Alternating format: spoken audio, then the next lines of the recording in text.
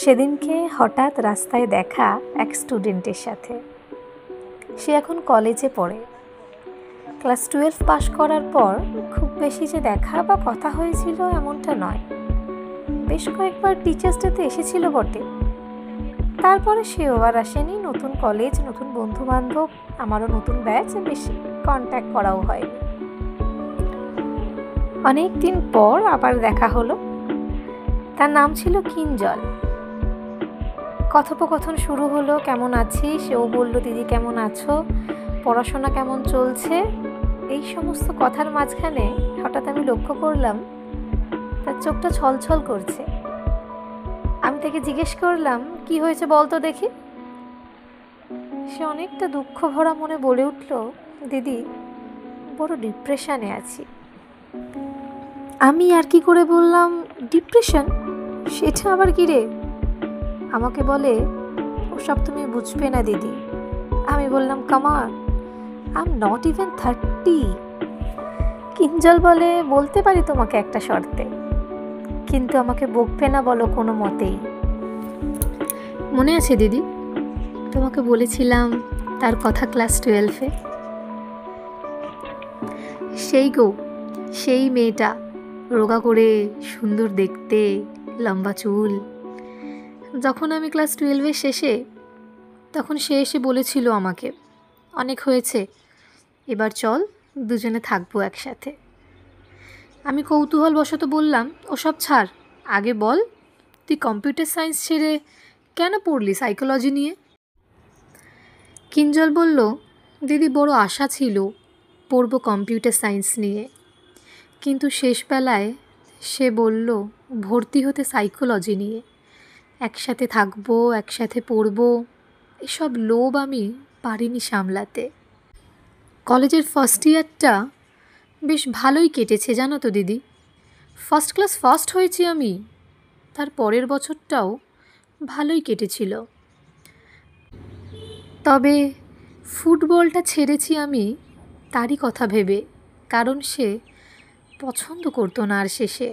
ভালোই ছিলাম জানো দিদি। কাল হলো শেষ বেলায় এসে হঠাৎ করে একদিন বলে, কিঞ্জল, আমাদের সম্পর্কটা শেষ করতে হবে, পারবো না আর আমরা থাকতে একসাথে। ফ্যামিলি থেকে হচ্ছে না রাজি। দুদিন পর শুনতে পেলাম বিয়ে করেছে সে একটা সরকারি চাকুরিওয়ালা ছেলেকে। কষ্ট পেয়েছি দিদি, আমি খুব কষ্ট পেয়েছি। সব কিছু শোনার পর আমি কিঞ্জলকে বললাম হেসে, সব কিছুই মনে হচ্ছে ছেলে খেলা, মায়ায় যাচ্ছিস ভেসে। এসব শোনার পর কিঞ্জল বিরক্ত হয়ে বলল, ঠিক আছে দিদি, এবার যাই তবে। আমি বুঝতে পেরেছিলাম কিঞ্জল বিরক্ত হয়েছে। আমি বললাম, রাগ করিস না, আর যা হওয়ার হয়েছে, তুই আবার শুরু কর। ওদিক থেকে উত্তর এসেছিল, দিদি আমি আর পারবো না আমি ফিরতে আগের মতো। খুব অবাক হয়েছিলাম আমি। ক্লাস 11 থেকেও পড়তো আমার কাছে। ব্যাচের মধ্যে যে ছেলেটা সবসময় বলতো, অর্গ্যানিক ঠিক পারবো আমি শেষে, মেকানিজম ঠিক পারবো আমি করতে, সেই ছেলেটার মুখে হঠাৎ করে আজকে শুনছি দিদি আর পারবো না ফিরতে। অবাকের থেকেও খারাপ লাগাটা অনেক বেশি ছিল। যাই হোক, আমার খারাপ লাগা সরিয়ে আমি ওকে সেদিন বলেছিলাম, তোকে আমি ফিরতে বলিনি আগের অবস্থায়, তৈরি হতে হবে আগের চেয়ে অনেক ভালো রূপে, তুই পারবি, আর সেই ভরসা আমি রাখি। কিঞ্জল আবার শুরু করেছে নতুন করে, ও পারবে আমি জানি, কিন্তু শেষবেলায় আমি তোমাদের কিছু কথা বলি। তুমি স্কুলে পড়ছো, তুমি কলেজে পড়ছো, বা কেউ চাকরি করছো, কাউকে পছন্দ হবে, কাউকে ভালো লাগবে, এটাই খুব স্বাভাবিক। আর সেই পছন্দ লাগাটাকে, ভালো লাগাটাকে আমরা ভালোবাসা ভাববো, এটাও খুব স্বাভাবিক। সব কিছুর ঊর্ধ্বে গিয়ে নিজেকে ভালোবাসতে শেখো, নিজেকে ভালো রাখতে শেখো। তুমি কাউকে ভালোবেসে তার জন্য কিছু করবে, সেটাও খুব স্বাভাবিক, কিন্তু তাকে ভালোবেসে নিজের সব থেকে শখের জিনিসটা ছেড়ে দেবে, সেটাও কিন্তু ঠিক নয়। কিঞ্জল ফুটবল ছেড়েছিল, ওর সব থেকে পছন্দের একটা জিনিস। আমাদের খেয়াল রাখা উচিত আমি যাকে ভালোবাসি সেও যেন আমার ভালো লাগাটা নিয়েও ভালো থাকে। দেখো, হতেই পারে যে তার সাথে তোমার শেষটা ভালোভাবে মিটলো না, কাটলো না। হতেই পারে তোমাদের বিয়ে হলো না, বা শেষ সমাপ্তিটা ভালোভাবে হলো না, হতেই পারে। তার মানে কি তোমার সব আশা ভরসা সত্যিই শেষ হয়ে গেল?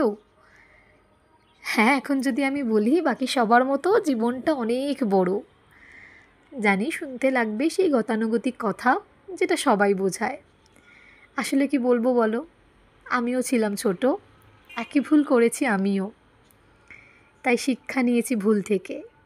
তাই এখন চেষ্টা করি যারাই আমার থেকে ছোট তাদেরকে শুধরে দিতে।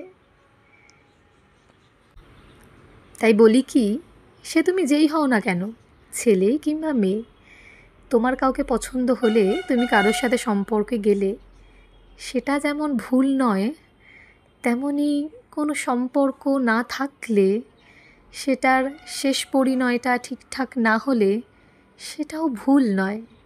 কিছু খারাপ হয় কিছু ভালোর শুরু হওয়ার জন্য।